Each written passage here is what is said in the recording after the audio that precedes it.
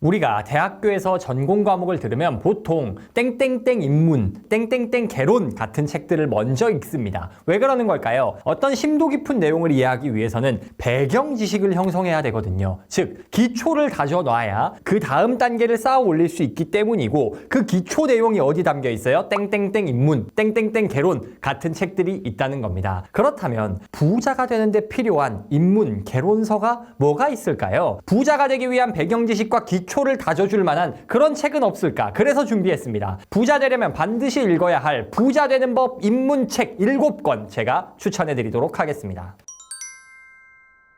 첫 번째, 돈의 속성입니다.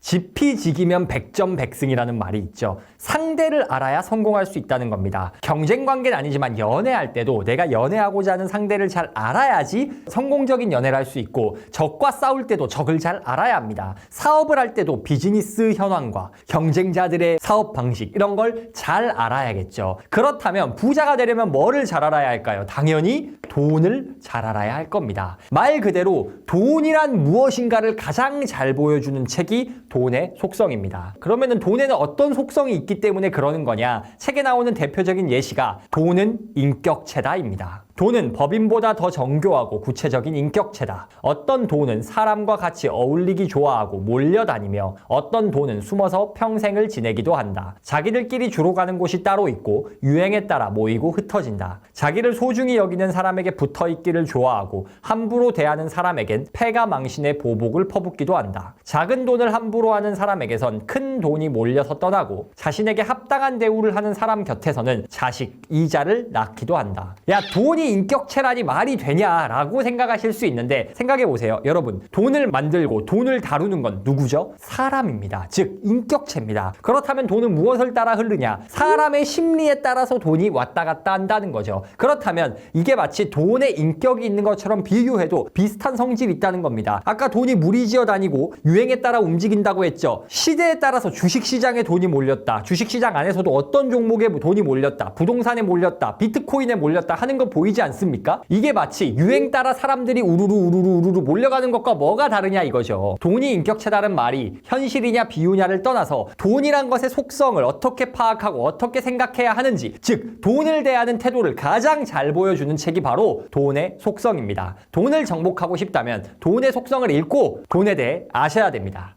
두 번째, 돈의 심리학입니다. 아까 제가 돈은 인격체다, 사람들 심리를 따라다닌다 라고 말씀을 드렸어요. 그렇다면 결국에는 돈을 벌려면 인간의 심리, 투자를 할 때 인간의 심리를 파악하는 게 부자 되는데 핵심이라고 할 수 있을 겁니다. 돈에 관련된 부자가 되기 위해 필요한 심리학 지식을 가장 잘 보여주는 게 바로 돈의 심리학입니다. 대표적으로 어떤 내용이 있냐? 돈의 심리학에 이런 말이 나옵니다. 아무도 미치지 않았다. 돈에 관해 당신은 내가 모르는 것들을 알고 있을 테고 그 점은 나도 마찬가지다. 당신은 나와는 다른 신념, 목표, 전망을 가지고 살아간다. 우리 둘 중에 누가 더 똑똑하거나 더 나은 정보를 갖고 있어서가 아니다. 똑같이 설득력 있는, 서로 다른 경험을 통해 형성된 서로 다른 삶을 살아왔기 때문이다. 우리는 누가 코인에 몰빵을 했네, 레버리지를 얼마를 썼네, 이런 이상해 보이는 투자 결정을 하면은 제정신이 아니네, 미쳤네, 그냥 또라이네, 이렇게 생각을 한단 말이에요. 근데 그게 아니라는 겁니다. 그 사람의 투자 결정, 어떤 돈에 관한 의사결정 뒤에는 그의 경험, 심리적인 배경이 다 있다는 거죠. 그러면은 그 사람은 어떤 상황에서 어떤 판단을 했을까, 그리고 놓친 점은 무엇인 것이었을까를 우리가 생각해보고 복기해보면서 나는 그 같은 실수를 하지 않도록 하는 게 중요하지, 그냥 저 사람이 미쳤네 해서는 배우는 게 없다는 겁니다. 이처럼 돈에 관해서 인간들은 어떤 생각을 하고 그 뒤에 어떤 배경을 가지고 행동을 하면서, 그렇다면 우리는 부자가 되기 위해 어떤 지식을 알아야 할지를 가장 잘 보여주는 책이 돈의 심리학입니다. 제가 한 3번 정도 추천한 책인데 너무 좋아서 다시 한번 추천합니다. 세 번째, 부자의 그릇입니다.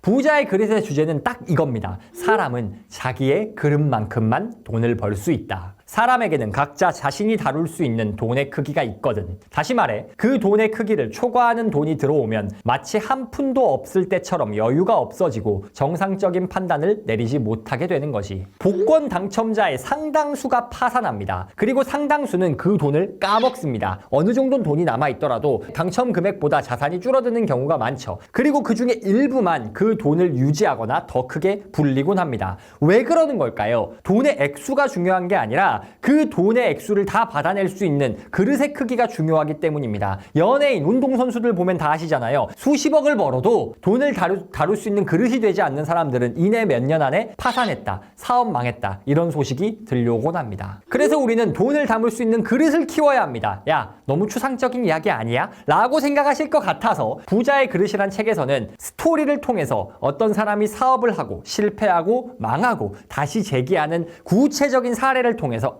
돈 그릇을 키운다, 부자의 그릇을 키운다는 건 이런 거구나 라는 것을 아주 자세히 현실적으로 보여줍니다. 네 번째, 월급쟁이 부자로 은퇴하라입니다. 여러분, 어쩔 수 없이 현실적으로요, 우리나라에서 부자가 되려면 정복해야 되는 과제가 하나 있습니다. 그게 뭐냐면 부동산입니다. 주변에 주식으로 부자 됐다는 사람 본 적 있으세요? 거의 없으실 겁니다. 근데 부동산으로 부자 된 사람은 간간히 찾아볼 수 있습니다. 혹은 부동산 자체로 부자가 된 건 아니더라도 다른 사업을 통해서든 뭐가 됐든 돈을 벌면 그 다음에는 부동산을 삽니다. 왜? 안전한 자산이라고들 많이 생각하니까. 결국 부자가 되려면 부동산 지식이 있어야 한다는 겁니다. 그런데 제가 읽어본 수많은 부동산 서적 중 가장 쉽게 초심자가 입문하기에 좋은 책이 월급쟁이 부자로 은퇴하라였습니다. 무엇보다 이 책의 저자가 월급쟁이 부자들 유튜브 채널에서 활동하시는 너나위 멘토님이신데 직장인에서 부동산 투자만으로 100억 자산가가 되신 분입니다. 우리 대부분 직장인이잖아요. 그래서 직장인이 현실적으로 부자가 되려면 어떤 마인드를 바꿔야 하며 그 도구로 부동산을 사용할 때는 어떤 점을 알아야 하는지를 잘 보여주는 책이기 때문에 월급쟁이 부자로 은퇴하라를 추천합니다. 다섯 번째, 레버리지입니다. 레버리지의 주제를 딱 보여주는 한 문장이 있어서 소개합니다. 당신이 행복한 삶과 시간적인 자유를 원한다면 더 열심히, 더 오래 일하라는 성공의 법칙이 근거 없는 망상이라는 것을 알아야 한다. 여러분, 우리 몸은 하나고요. 하루는 24시간입니다. 즉, 나 혼자서 벌 수 있는 돈과 할 수 있는 일의 양에는 한계가 있다는 거예요. 개인기로 아무리 잘해봤자 돈 버는데 리밋이 걸린다는 겁니다. 한 손흥민 선수처럼 세계적인 스타가 되지 않는 이상. 결국 핵심은 뭐냐? 제한된 시간을 어떻게 더 효율적으로 쓸 것이냐라는 겁니다. 다시 말해, 내가 어차피 쓸 수 있는, 일할 수 있는 시간이 한정되어 있는데 이걸 어떻게 더 효율적으로 쓸 것이냐, 혹은 이 시간의 한계를 어떻게 아예 부셔버릴 것이냐, 이게 부자 되는데 핵심이라는 거죠. 그렇다면 그 두 가지 모두 내 시간의 효율을 높이는 것과 시간 한계를 아예 극복하는 데 핵심이 있습니다. 그게 바로